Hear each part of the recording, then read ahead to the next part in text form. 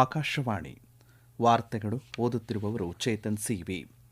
ಮುಖ್ಯಾಂಶಗಳು: ಪಶ್ಚಿಮ ಏಷ್ಯಾ ಬಿಕ್ಕಟ್ಟು, ತೈಲ ಪೂರೈಕೆ ಮತ್ತು ನಾಗರಿಕರ ರಕ್ಷಣೆಗೆ ಕೇಂದ್ರ ಸರ್ಕಾರದ ದೃಢ ಕ್ರಮ. ನೂತನ ಆದಾಯ ತೆರಿಗೆ ಕಾಯ್ದೆ 2025ರ ಜಾಗೃತಿಗೆ ಪ್ರಾರಂಭ. 2026 ಅಭಿಯಾನ. ಕೇಂದ್ರ ಸಚಿವೆ ನಿರ್ಮಲಾ ಸೀತಾರಾಮನ್ ಚಾಲನೆ. ದೇಶಾದ್ಯಂತ ಇಂದು ಈದ್ ಉಲ್ ಫಿತರ್ ಆಚರಣೆ. ಸಮಾಜದಲ್ಲಿ ಏಕತೆ ಮತ್ತು ಸೌಹಾರ್ದತೆ ಬೆಳೆಸಲು ರಾಷ್ಟ್ರಪತಿ ಕರೆ. ಆರ್ಲಿಯನ್ಸ್ ಮಾಸ್ಟರ್ಸ್ ಬ್ಯಾಡ್ಮಿಂಟನ್ ಟೂರ್ನಿ ಮಹಿಳಾ ಸಿಂಗಲ್ಸ್ನ ಸೆಮಿಫೈನಲ್ ಪ್ರವೇಶಿಸಿದ ಭಾರತದ ತನ್ವಿ ಶರ್ಮಾ. ವಾರ್ತೆಗಳ ವಿವರ. ಪಶ್ಚಿಮ ಏಷ್ಯಾದಲ್ಲಿ ಉಂಟಾಗಿರುವ ಪರಿಸ್ಥಿತಿಯನ್ನು ಎದುರಿಸಲು ಕೇಂದ್ರ ಸರ್ಕಾರ ಅತ್ಯಂತ ಸಂಘಟಿತ ಮತ್ತು ಮುನ್ನೆಚ್ಚರಿಕೆಯ ಕ್ರಮಗಳನ್ನು ಕೈಗೊಂಡಿದೆ. ವಿವಿಧ ಸಚಿವಾಲಯಗಳ ಜಂಟಿ ಸಹಯೋಗದೊಂದಿಗೆ ದೇಶದಾದ್ಯಂತ ಇಂಧನ ಪೂರೈಕೆಯಲ್ಲಿ ಯಾವುದೇ ವ್ಯತ್ಯಯ ಆಗದಂತೆ ಸರ್ಕಾರ ಕಟ್ಟುನಿಟ್ಟಿನ ನಿಗಾ ವಹಿಸಿದೆ. ಪ್ರಮುಖವಾಗಿ ಕಾಳಸಂತೆ ಮಾರಾಟ, ಸಾರ್ವಜನಿಕರಿಂದ ಆತಂಕದ ಖರೀದಿ ತಡೆಯಲು ಸರ್ಕಾರ ಕ್ರಮ ಕೈಗೊಂಡಿದೆ ಎಂದು ಪೆಟ್ರೋಲಿಯಂ ಮತ್ತು ನೈಸರ್ಗಿಕ ಅನಿಲ ಸಚಿವಾಲಯ ತಿಳಿಸಿದೆ. ಎಲ್ಲ ಸಂಸ್ಕರಣಾಗಾರಗಳು ಸಾಕಷ್ಟು ಕಚ್ಚಾ ತೈಲ ದಾಸ್ತಾನುಗಳೊಂದಿಗೆ ಹೆಚ್ಚಿನ ಸಾಮರ್ಥ್ಯದಲ್ಲಿ ಕಾರ್ಯವನ್ನು ನಿರ್ವಹಿಸುತ್ತಿವೆ. ದೇಶೀಯ ಎಲ್ಪಿಜಿ ಉತ್ಪಾದನೆ ಸ್ಥಿರವಾಗಿದೆ ಮತ್ತು ಸಾಕಷ್ಟು ಸಂಗ್ರಹ ಲಭ್ಯವಿದೆ ಎಂದು ಕೇಂದ್ರ ಸರ್ಕಾರ ತಿಳಿಸಿದೆ. ಈ ಕುರಿತು ನವದೆಹಲಿಯಲ್ಲಿ ಸುದ್ದಿಗೋಷ್ಠಿ ಉದ್ದೇಶಿಸಿ ಮಾತನಾಡಿದ ಪೆಟ್ರೋಲಿಯಂ ಮತ್ತು ನೈಸರ್ಗಿಕ ಅನಿಲ ಸಚಿವಾಲಯದ ಜಂಟಿ ಕಾರ್ಯದರ್ಶಿ ಸುಜಾತಾ ಶರ್ಮಾ, ಕಳೆದ ಒಂದು ವಾರದಲ್ಲಿ ಗ್ರಾಹಕರಿಗೆ 11,300 ಟನ್ ವಾಣಿಜ್ಯ ಎಲ್ಪಿಜಿಯನ್ನು ಪೂರೈಸಲಾಗಿದೆ. ದೇಶೀಯ ಎಲ್ಪಿಜಿ ಉತ್ಪಾದನೆಯು 40% ಹೆಚ್ಚಾಗಿದೆ ಎಂದು ತಿಳಿಸಿದ್ದಾರೆ. ಆನ್ಲೈನ್ನಲ್ಲಿ ಎಲ್ಪಿಜಿ ಸಿಲಿಂಡರ್ಗಳ ಬುಕಿಂಗ್ 93% ಏರಿಕೆಯಾಗಿದೆ. ಇದೇ ವೇಳೆ ಆತಂಕದಿಂದ ಎಲ್ಪಿಜಿ ಸಿಲಿಂಡರ್ಗಳ ಬುಕಿಂಗ್ ಮಾಡುವ ಗ್ರಾಹಕರ ಸಂಖ್ಯೆ ತಗ್ಗಿದೆ ಎಂದು ಅವರು ಹೇಳಿದ್ದಾರೆ. ಅಕ್ರಮ ಸಿಲಿಂಡರ್ಗಳನ್ನು ದಾಸ್ತಾನು ಮಾಡಿದ ಆರೋಪಕ್ಕೆ ಸಂಬಂಧಪಟ್ಟಂತೆ ದೇಶದಾದ್ಯಂತ 4,500 ಕಡೆಗಳಲ್ಲಿ ದಾಳಿ ನಡೆಸಲಾಗಿದೆ ಎಂದು ಸುಜಾತಾ ಶರ್ಮಾ ಮಾಹಿತಿ ಹಂಚಿಕೊಂಡಿದ್ದಾರೆ. ವಿದೇಶಾಂಗ ಸಚಿವಾಲಯದ ಅನಿವಾಸಿ ಭಾರತೀಯರ ಸುರಕ್ಷತೆಗೆ ಮೊದಲ ಆದ್ಯತೆಯನ್ನು ನೀಡಿದ್ದು, ಸಂಕಷ್ಟದಲ್ಲಿರುವಂತಹ ನೂರಾರು ಜನರನ್ನು ಈಗಾಗಲೇ ಸುರಕ್ಷಿತ ಸ್ಥಳಗಳಿಗೆ ಸ್ಥಳಾಂತರಿಸಲಾಗಿದೆ. ಈ ಜಾಗತಿಕ ಬಿಕ್ಕಟ್ಟಿನಿಂದ ರಫ್ತುದಾರರಿಗೆ ಉಂಟಾಗಬಹುದಾದಂತಹ ಆರ್ಥಿಕ ನಷ್ಟವನ್ನು ತಡೆಯಲು ಸರ್ಕಾರ ರಿಲೀಫ್ ಎಂಬ ವಿಶೇಷ ಯೋಜನೆ ಜಾರಿಗೆ ತಂದಿದೆ ಎಂದು ಸಚಿವಾಲಯ ತಿಳಿಸಿದೆ. ಪಶ್ಚಿಮ ಏಷ್ಯಾದಲ್ಲಿ ಅಮೆರಿಕ, ಇಸ್ರೇಲ್ ಜಂಟಿ ಪಡೆ ಮತ್ತು ಇರಾನ್ ನಡುವಿನ ಸಂಘರ್ಷದಿಂದಾಗಿ ಪರಿಸ್ಥಿತಿ ತೀವ್ರಗತಿಯಲ್ಲಿ ಉಲ್ಬಣಗೊಳ್ಳುತ್ತಿದೆ. ಗಲ್ಫ್ ರಾಷ್ಟ್ರಗಳ ಪ್ರಮುಖ ಇಂಧನ ಮೂಲಸೌಕರ್ಯಗಳ ಮೇಲೆ ಮಿಲಿಟರಿ ದಾಳಿಗಳು ಮತ್ತು ಪ್ರತಿ ದಾಳಿಗಳು ಆ ಪ್ರದೇಶದಲ್ಲಿ ಪರಿಸ್ಥಿತಿಯನ್ನು ಮತ್ತಷ್ಟು ಬಿಗಡಾಯಿಸಿವೆ. ಇದು ಈದ್ ಉಲ್ ಫಿತರ್ ಮತ್ತು ಪರ್ಷಿಯನ್ ಹೊಸ ವರ್ಷದ ಸಂಭ್ರಮಾಚರಣೆಯ ಮೇಲೂ ಪರಿಣಾಮ ಬೀರಿದೆ. ಏರುತ್ತಿರುವ ತೈಲ ಬೆಲೆಗಳನ್ನು ಕಡಿಮೆ ಮಾಡುವ ನಿಟ್ಟಿನಲ್ಲಿ ಅಮೆರಿಕ ಸಮುದ್ರದಲ್ಲಿ ಸಿಲುಕಿರುವ ಇರಾನಿನ ತೈಲದ ಮೇಲಿನ ನಿರ್ಬಂಧಗಳನ್ನು 1 ತಿಂಗಳ ಪರವಾನಗಿ ಅಡಿಯಲ್ಲಿ ತೆಗೆದುಹಾಕುವುದಾಗಿ ತಿಳಿಸಿದೆ. ಹಡಗುಗಳಲ್ಲಿ ನಿನ್ನೆಯವರೆಗೆ ತುಂಬಿಸಲಾದಂತಹ ಇರಾನಿನ ತೈಲಕ್ಕೆ ಈ ವಿನಾಯಿತಿ ಅನ್ವಯಿಸಲಿದ್ದು, ಇದು ಮುಂದಿನ ತಿಂಗಳ 19ರವರೆಗೆ ಕೊನೆಗೊಳ್ಳಲಿದೆ. ಅಮೆರಿಕ ಈ ಪ್ರದೇಶಕ್ಕೆ ಇನ್ನೂ 3 ಯುದ್ಧ ನೌಕೆಗಳನ್ನು ಮತ್ತು ಸುಮಾರು 2,500ಕ್ಕೂ ಹೆಚ್ಚು ನೌಕಾಪಡೆಗಳನ್ನು ನಿಯೋಜಿಸುತ್ತಿದೆ. ಇರಾನ್ನಲ್ಲಿ ಯುದ್ಧವನ್ನು ಶೀಘ್ರದಲ್ಲೇ ಕೊನೆಗೊಳಿಸಲು ಅಮೆರಿಕ ಪರಿಗಣಿಸುತ್ತಿದ್ದು, ಇತರ ರಾಷ್ಟ್ರಗಳು ಹರ್ಮುಜ್ ಜಲಸಂಧಿಯನ್ನು ಕಾಪಾಡಬೇಕು ಎಂದು ಅಧ್ಯಕ್ಷ ಟ್ರಂಪ್ ಹೇಳಿದ್ದಾರೆ. ಇದಕ್ಕೂ ಮುನ್ನ ಹರ್ಮುಜ್ ಜಲಸಂಧಿಯನ್ನು ಗುರಿಯಾಗಿಸಿಕೊಂಡಿರುವ ಇರಾನಿನ ನೆಲೆಗಳ ಮೇಲೆ ದಾಳಿ ನಡೆಸಲು ಬ್ರಿಟಿಷ್ ನೆಲೆಗಳನ್ನು ಬಳಸಲು ಅಮೆರಿಕಾಗೆ ಅವಕಾಶ ನೀಡಲು ಯುಕೆ ಒಪ್ಪಿಕೊಂಡಿತ್ತು. ಕೇಂದ್ರ ಹಣಕಾಸು ಸಚಿವೆ ನಿರ್ಮಲಾ ಸೀತಾರಾಮನ್ ನವದೆಹಲಿಯಲ್ಲಿ ಆದಾಯ ತೆರಿಗೆ ಕಾಯ್ದೆ 2025ರ ಕುರಿತು ದೇಶದಾದ್ಯಂತ ಜಾಗೃತಿ ಮೂಡಿಸುವ ಪ್ರಾರಂಭ 2026 ಎಂಬ ಬೃಹತ್ ಅಭಿಯಾನಕ್ಕೆ ಚಾಲನೆ ನೀಡಿದ್ದಾರೆ. ಮುಂದಿನ ತಿಂಗಳ 1ರಿಂದ ಜಾರಿಗೆ ಬರಲಿರುವ ಈ ನೂತನ ಕಾಯ್ದೆಯ ಪ್ರಮುಖ ವೈಶಿಷ್ಟ್ಯಗಳ ಬಗ್ಗೆ ಸಾರ್ವಜನಿಕರಿಗೆ ಮಾಹಿತಿ ನೀಡಲು ಈ ಬಹುಮಾಧ್ಯಮ ಉಪಕ್ರಮ ರೂಪಿಸಲಾಗಿದೆ. ಪತ್ರಿಕೆಗಳು, ರೇಡಿಯೋ, ದೂರದರ್ಶನ, ಡಿಜಿಟಲ್ ಮತ್ತು ಸಾಮಾಜಿಕ ಜಾಲತಾಣಗಳ ಮೂಲಕ ಈ ಅಭಿಯಾನ ದೇಶದ ಮೂಲೆ ಮೂಲೆಗೂ ತಲುಪಿ ತೆರಿಗೆದಾರರಲ್ಲಿ ಅರಿವು ಮೂಡಿಸುವ ಉದ್ದೇಶವನ್ನು ಹೊಂದಿದೆ. ಅಭಿಯಾನಕ್ಕೆ ಚಾಲನೆ ನೀಡಿ ಮಾತನಾಡಿದ ಹಣಕಾಸು ಸಚಿವರು, ನೂತನ ಆದಾಯ ತೆರಿಗೆ ಕಾಯ್ದೆಯ ತೆರಿಗೆ ಪಾವತಿ ಪ್ರಕ್ರಿಯೆಯಲ್ಲಿ ಉಂಟಾಗುತ್ತಿದ್ದ ನ್ಯೂನತೆಗಳನ್ನು ತಪ್ಪಿಸಲು ಕಾನೂನು ವಿವಾದಗಳನ್ನು ಮತ್ತು ತೆರಿಗೆದಾರರ ಮೇಲಿನ ಹೊರೆಯನ್ನು ಕಡಿಮೆ ಮಾಡಲಿದೆ ಎಂದು ತಿಳಿಸಿದ್ದಾರೆ. ನೂತನ ಕಾಯ್ದೆ ಹೆಚ್ಚು ಸರಳವಾಗಿದ್ದು, ಸಾಮಾನ್ಯ ಜನರಿಗೂ ಅರ್ಥವಾಗುವಂತಹ ಚೌಕಟ್ಟನ್ನು ಹೊಂದಿದೆ. ಹಳೆಯ ಕಾಯ್ದೆಯ ಪ್ರತಿ ವಿಭಾಗವನ್ನು ಮರುರೂಪಿಸಲಾಗಿದ್ದು, ಜನರಿಗೆ ಸುಲಭವಾಗಿ ಅರ್ಥವಾಗುವಂತೆ ಸೂತ್ರಗಳನ್ನು ಅಳವಡಿಸಲಾಗಿದೆ ಎಂದು ಅವರು ತಿಳಿಸಿದ್ದಾರೆ.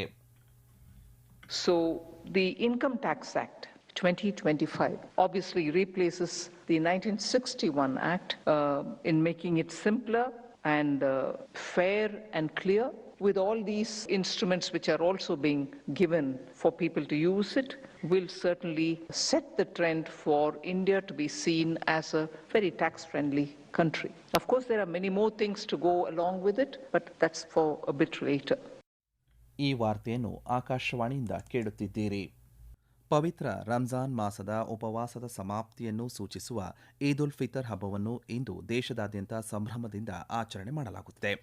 ಮುಸ್ಲಿಂ ಬಾಂಧವರು ಸಾಂಪ್ರದಾಯಿಕ ಉಡುಗೆ ತೊಟ್ಟು ಈದ್ಗಾ ಮೈದಾನ ಮತ್ತು ಮಸೀದಿಗಳಲ್ಲಿ ಸಾಮೂಹಿಕ ಪ್ರಾರ್ಥನೆ ಸಲ್ಲಿಸಿ ಪರಸ್ಪರ ಶುಭಾಶಯ ಹಾಗೂ ಸಿಹಿ ಹಂಚುವ ಮೂಲಕ ಸಂಭ್ರಮಾಚರಣೆಯಲ್ಲಿ ತೊಡಗಿದ್ದಾರೆ. ದೆಹಲಿಯ ಜಾಮಾ ಮಸೀದಿ ಸೇರಿದಂತೆ ಪ್ರಮುಖ ಪ್ರಾರ್ಥನಾ ಸ್ಥಳಗಳಲ್ಲಿ ವಿಶೇಷ ಈದ್ ಸಂಭ್ರಮಾಚರಣೆಗಳು ನಡೆಯುತ್ತಿದ್ದು ಭದ್ರತೆಗಾಗಿ ಬಿಗಿ ಪೊಲೀಸ್ ಬಂದೋಬಸ್ತ್ ಕೈಗೊಳ್ಳಲಾಗಿದೆ. ಈ ಸಂದರ್ಭದಲ್ಲಿ ದೇಶದ ಸಮಸ್ತ ಜನತೆಗೆ ವಿಶೇಷವಾಗಿ ಮುಸ್ಲಿಂ ಬಾಂಧವರಿಗೆ ಶುಭಾಶಯ ಕೋರಿರುವಂತಹ ರಾಷ್ಟ್ರಪತಿ ದ್ರೌಪದಿ ಮುರ್ಮು ಈ ಹಬ್ಬ ಆತ್ಮ ಸಂಯಮ, ದಾನ ಮತ್ತು ಮಾನವೀಯತೆಯ ಸಂದೇಶವನ್ನು ಸಾರುತ್ತದೆ ಎಂದು ತಿಳಿಸಿದ್ದಾರೆ.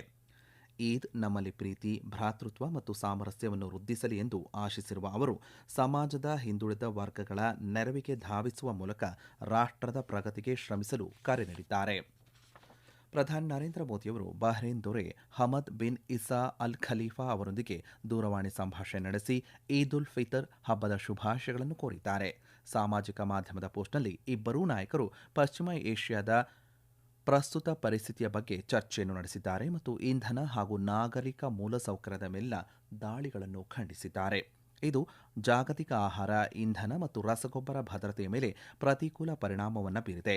ನೌಕಾಯಾನ ಸ್ವಾತಂತ್ರ್ಯವನ್ನು ಖಚಿತಪಡಿಸಿಕೊಳ್ಳುವ ಮತ್ತು ಹಡಗು ಮಾರ್ಗಗಳನ್ನು ಮುಕ್ತ ಮತ್ತು ಸುರಕ್ಷಿತವಾಗಿರಿಸುವುದು ಅಗತ್ಯವಾಗಿದೆ ಎಂದು ಚರ್ಚೆ ವೇಳೆ ಪ್ರಧಾನಿ ನರೇಂದ್ರ ಮೋದಿ ಪುನರುಚ್ಚರಿಸಿದ್ದಾರೆ. ಬಹ್ರೈನ್ನಲ್ಲಿರುವಂತಹ ಭಾರತೀಯ ಸಮುದಾಯದ ಯೋಗಕ್ಷೇಮಕ್ಕಾಗಿ ಹಾಗೂ ನಿರಂತರ ಬೆಂಬಲಕ್ಕಾಗಿ ಪ್ರಧಾನಿ ನರೇಂದ್ರ ಮೋದಿಯವರು ಬಹ್ರೈನ್ ರಾಜರಿಗೆ ಧನ್ಯವಾದ ಸಲ್ಲಿಸಿದ್ದಾರೆ. ಭಾರತ ಮತ್ತು ಭೂತಾನ್ ರಾಷ್ಟ್ರಗಳ ನಡುವಿನ ಅಂಚೆ ಸೇವೆಯನ್ನು ಬಲಪಡಿಸುವ ನಿಟ್ಟಿನಲ್ಲಿ ಮಹತ್ವದ ತಿಳುವಳಿಕಾ ಒಪ್ಪಂದಕ್ಕೆ ಸಹಿ ಹಾಕಲಾಗಿದೆ. ಭೂತಾನ್ಗೆ ಭೇಟಿ ನೀಡಿರುವ ಭಾರತದ ಅಂಚೆ ಇಲಾಖೆಯ ಕಾರ್ಯದರ್ಶಿಗಳು ಮತ್ತು ಭೂತಾನ್ನ ಮೂಲಸೌಕರ್ಯ ಮತ್ತು ಸಾರಿಗೆ ಸಚಿವಾಲಯದ ಅಧಿಕಾರಿಗಳ ನಡುವೆ ಈ ಒಪ್ಪಂದ ಏರ್ಪಟ್ಟಿದೆ. ಈ ಮೂಲಕ ಭಾರತೀಯ ಅಂಚೆ ಮತ್ತು ಭೂತಾನ್ ಅಂಚೆ ನಡುವಿನ ಸಹಕಾರಕ್ಕೆ ಹೊಸ ಚೌಕಟ್ಟು ಲಭ್ಯವಾದಂತಾಗಿದೆ. ಈ ಒಪ್ಪಂದದ ಅನ್ವಯ ಅಂಚೆ ಕಾರ್ಯಾಚರಣೆ, ತಂತ್ರಜ್ಞಾನ ಅಭಿವೃದ್ಧಿ, ಸಾಮರ್ಥ್ಯ ವರ್ಧನೆ ಮತ್ತು ಸರಕು ಸಂಪರ್ಕದಂತಹ ಕ್ಷೇತ್ರಗಳಲ್ಲಿ ಉಭಯ ರಾಷ್ಟ್ರಗಳು ಪರಸ್ಪರ ಸಹಕರಿಸಲಿವೆ. ಉಪರಾಷ್ಟ್ರಪತಿ ಸಿಪಿ ರಾಧಾಕೃಷ್ಣನ್ ಇಂದಿನಿಂದ 2 ದಿನಗಳ ಕಾಲ ಮಹಾರಾಷ್ಟ್ರ ಪ್ರವಾಸ ಕೈಗೊಳ್ಳಲಿದ್ದಾರೆ. ತಮ್ಮ ಭೇಟಿಯ ಮೊದಲ ದಿನದಂದು ಅವರು ನಾಗ್ಪುರದ ಮಹರ್ಷಿ ವ್ಯಾಸ್ ಸಭಾಂಗಣದಲ್ಲಿ ಭಾರತೀಯ ಯುವ ಸಂಸತ್ತಿನ 29ನೇ ರಾಷ್ಟ್ರೀಯ ಅಧಿವೇಶನದ ಉದ್ಘಾಟನಾ ಸಮಾರಂಭದಲ್ಲಿ ಭಾಗಿಯಾಗಲಿದ್ದಾರೆ. ನಂತರ ಅವರು ರತನ್ ಟಾಟಾ ಮಹಾರಾಷ್ಟ್ರ ರಾಜ್ಯ ಕೌಶಲ್ಯ ವಿಶ್ವವಿದ್ಯಾನಿಲಯದ ಮೊದಲ ಘಟಿಕೋತ್ಸವ ಸಮಾರಂಭ ಮತ್ತು ಮುಂಬೈನಲ್ಲಿ 64ನೇ ಜೈನ ದೀಕ್ಷಾ ಸಮಾರಂಭದಲ್ಲಿ ಪಾಲ್ಗೊಳ್ಳಲಿದ್ದಾರೆ. ಭೇಟಿಯ 2ನೇ ದಿನದಂದು ಉಪರಾಷ್ಟ್ರಪತಿ ಸಿಪಿ ರಾಧಾಕೃಷ್ಣನ್ ಮಹಾರಾಷ್ಟ್ರದ ಪುಣೆಯಲ್ಲಿರುವಂತಹ ನಿಸರ್ಗೋಪಚಾರ್ ಆಶ್ರಮದ ಸಂಸ್ಥಾಪನಾ ದಿನಾಚರಣೆಯಲ್ಲಿ ಭಾಗಿಯಾಗಲಿದ್ದಾರೆ.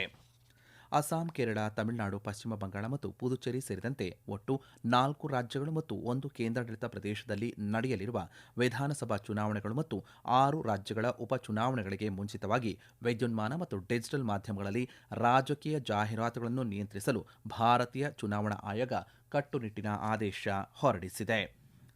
ಫ್ರಾನ್ಸ್ನಲ್ಲಿ ನಡೆಯುತ್ತಿರುವಂತಹ ಆರ್ಲಿಯನ್ಸ್ ಮಾಸ್ಟರ್ಸ್ ಬ್ಯಾಡ್ಮಿಂಟನ್ ಟೂರ್ನಿಯ ಮಹಿಳಾ ಸಿಂಗಲ್ಸ್ನ ಕ್ವಾರ್ಟರ್ ಫೈನಲ್ ಪಂದ್ಯದಲ್ಲಿ ನಿನ್ನೆ ಭಾರತದ ತನ್ವಿ ಶರ್ಮಾ ಜಪಾನ್ನ 6ನೇ ಶ್ರೇಯಾಂಕಿತ ನಾಸುತುಕಿ ನಿದಾಯ್ ರಾ ಅವರನ್ನು 21-14, 21-14 ನೇರ ಸೆಟ್ಗಳಿಂದ ಮಣಿಸಿ ಫೈನಲ್ ಪ್ರವೇಶ ಪಡೆದಿದ್ದಾರೆ. ಇಂದು ನಡೆಯಲಿರುವ ಸೆಮಿಫೈನಲ್ ಪಂದ್ಯದಲ್ಲಿ ತನ್ವಿ ಶರ್ಮಾ ಮಾಜಿ ವಿಶ್ವ ಚಾಂಪಿಯನ್ ಜಪಾನಿನ ನೊಜೊಮಿ ಒಕುಹರಾ ವಿರುದ್ಧ ಸೆಣಸಾಟ ನಡೆಸಲಿದ್ದಾರೆ. ಕೊನೆಯಲ್ಲಿ ಮತ್ತೊಮ್ಮೆ ಮುಖ್ಯಾಂಶಗಳು. ಪಶ್ಚಿಮ ಏಷ್ಯಾ ಬಿಕ್ಕಟ್ಟು, ತೈಲ ಪೂರೈಕೆ ಮತ್ತು ನಾಗರಿಕರ ರಕ್ಷಣೆಗೆ ಕೇಂದ್ರ ಸರ್ಕಾರದ ದೃಢ ಕ್ರಮ. ನೂತನ ಆದಾಯ ತೆರಿಗೆ ಕಾಯ್ದೆ 2025ರ ಜಾಗೃತಿಗೆ ಪ್ರಾರಂಭ. 2026 ಅಭಿಯಾನ, ಕೇಂದ್ರ ಸಚಿವೆ ನಿರ್ಮಲಾ ಸೀತಾರಾಮನ್ ಚಾಲನೆ. ದೇಶದಾದ್ಯಂತ ಇಂದು ಈದ್ ಉಲ್ ಫಿತರ್ ಆಚರಣೆ. ಸಮಾಜದಲ್ಲಿ ಏಕತೆ ಮತ್ತು ಸೌಹಾರ್ದತೆ ಬೆಳೆಸಲು ರಾಷ್ಟ್ರಪತಿ ಕರೆ. ಆರ್ಲಿಯನ್ಸ್ ಮಾಸ್ಟರ್ ಬ್ಯಾಡ್ಮಿಂಟನ್ ಟೂರ್ನಿ ಮಹಿಳಾ ಸಿಂಗಲ್ಸ್ನ ಸೆಮಿಫೈನಲ್ ಪ್ರವೇಶಿಸಿದ ಭಾರತದ ತನ್ವಿ ಶರ್ಮಾ. ಇಲ್ಲಿಗೆ ವಾರ್ತಾ ಪ್ರಸಾರ ಮುಕ್ತಾಯವಾಯಿತು. ನಮ್ಮ ಮುಂದಿನ ವಾರ್ತಾ ಪ್ರಸಾರ ಮಧ್ಯಾಹ್ನ 12 ಗಂಟೆಗೆ.